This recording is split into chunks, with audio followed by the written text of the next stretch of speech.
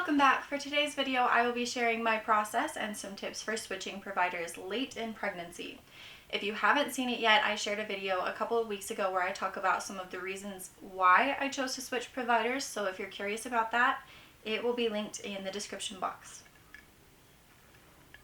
I had been playing with the idea of looking for a new provider throughout my whole pregnancy because I wanted to have some consistency that a group of doctors just doesn't offer. But after my last 2 visits with my old provider, I decided to get serious about figuring out what I wanted to do. The first step was to sit with my husband and look at the list of providers our insurance would cover and start reading reviews about those providers. Eventually we came across one who was a DO instead of an MD. There's hardly a difference between the 2 degrees except that DOs have extra training in osteopathic medicine, which from what I understand is more of a holistic, treat the person as a whole rather than treating individual aspects of symptoms kind of approach to medicine. I was immediately drawn to this doctor and his reviews were so positive. So I moved on to the next step, which is so important, and that is researching the hospital. Before I got too invested in a new doctor, I wanted to make sure that the hospital I would deliver at was a good hospital with good staff who worked well with my doctor. I made a little comparison chart with the stats I could find for the hospital that I would be delivering at if I didn't switch versus the new hospital, and I found that the new hospital had a lower rate of cesarean births, a lower rate of episiotomies, and a higher overall safety grade. I also scheduled a tour of the hospital even before the appointment with the provider, which I would recommend for anyone looking to have a hospital birth. Because first of all, it's a lot easier to know your way around the hospital before you're actually in labor. Also, the nurses and hospital staff are the people who will be with you for the majority of your labor. After I toured the hospital and I got to know some of the nurses who spoke so highly of the new provider, by the way, I saw the doctor. I didn't go canceling my next appointment with the old provider yet, but I figured it was worth the copay for one visit just to go and get a feel for him and see if he was a better fit for what I wanted.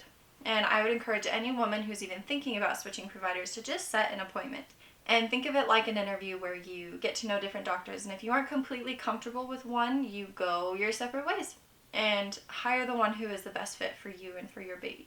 I would also recommend having your birth preferences ready to discuss and maybe some questions to ask at that appointment as well, so that you leave with the most information possible, especially if you are thinking of switching mid-pregnancy or late in pregnancy like I did. If it would be helpful, I can definitely make another video about how I made my birth plan and wrote my birth preferences, so let me know in the comments if that's something that you would like to see.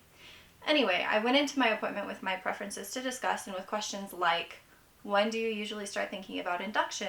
How would you feel about me trying to go into labor on my own? How likely is it that you will be the doctor to deliver my baby if I do go on my own? And I got all of the answers that I wanted to hear.